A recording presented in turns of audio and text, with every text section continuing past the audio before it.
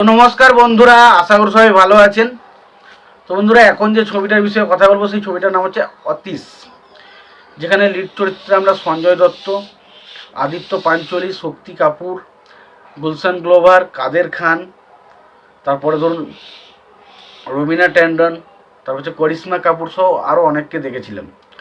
তো এই ছবির যে গল্পের যে বিষয়বস্তু অনেকটা সেলিম জাভেদের গল্পের বিষয়বস্তু থেকে নেয়া। এটা পুরোপুরি একটা অ্যাকশন ধর্মী ছবি ছিল এবং এই ছবিটা ব্যাপক লাগে। ছবিটার অ্যাকশন সিনগুলো ব্যাপক ছিল। ছবিতে সঞ্জয় দত্তর স্ক্রিন প্রেজেন্ট ভাই আলাদাই ছিল।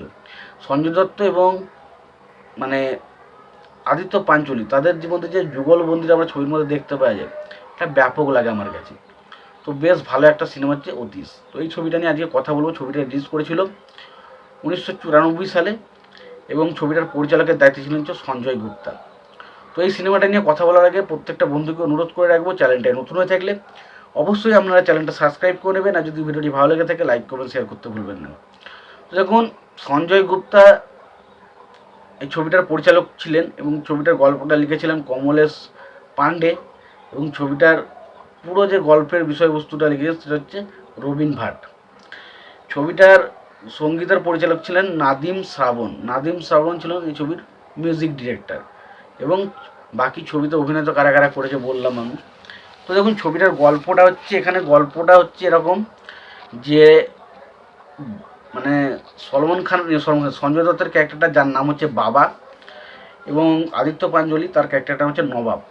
তারা দুজনে একে অপরের খুব বড় বন্ধু এবং তারা আঙ্কেলের হয়ে কাজ করে এবং তাদের ভয়ে প্রায় প্রত্যেকেই ভয়ে থাকে এবং তারা যে কাজটা করবে তারা সেই কাজটা করে আসবে এবং তারা হচ্ছে একদম বিশাল বড় ডন বলা যায় তো দুজনে। এবং একে অপরের প্রতি তারা এতটা ভালো বন্ধুত্ব, তারা একে অপরের প্রতি জীবন দিতে তারা কোনো রকমভাবে দ্বিধাবোধ করে না। এবং বাবা, তার একটা মা রয়েছে, সঞ্জয় দত্ত তার একটা ক্যারেক্টার, তার একটা মা রয়েছে এবং তার একটা ভাই রয়েছে এবং তার ভাইকে নিয়ে তার একটা বিরাট স্বপ্ন রয়েছে।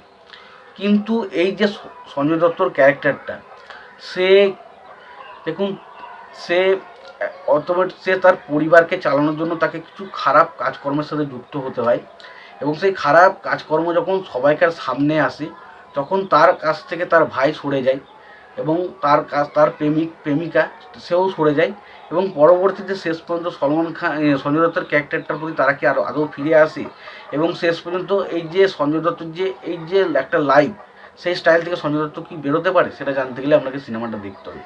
দেখুন, প্রথমত হচ্ছে সিনেমাতে এখানে যে বিষয়টা, যে গল্পটা পুরোপুরি একটা অস্ত্রোপচার এই সমস্ত বিষয় নিয়েই কিন্তু সিনেমাটা হয়েছে, যেখানে আমরা সঞ্জয় দত্তকে স্পেশালি অ্যাকশন করতে বেশি দেখি এবং বাবার ক্যারেক্টারে সঞ্জয় দত্ত জাস্ট ফাটাফাটি ছিল, বাস ফাটাফাটি। এবং আদিত্য পাঞ্চোলি এবং সঞ্জয় দত্তর কেমিস্ট্রিটা ব্যাপক লাগে এবং পাশাপাশি এখানে যদি কমেডির কথা বলি, বেশ কিছু কমেডিও রাখার চেষ্টা হয়। কাদের খানকে দিয়ে কয়েকটা জায়গায় কমেডি করানো হয়েছে, সেই জায়গাগুলো বেশ ইন্টারেস্টিং। পাশাপাশি আমরা যদি বলি, এখানে বিয়ার ক্যারেক্টারটা প্লে করেছে করিশ্মা কাপুর এবং নিশার ক্যারেক্টারটা প্লে করেছে হচ্ছে রবিনা ট্যান্ডন।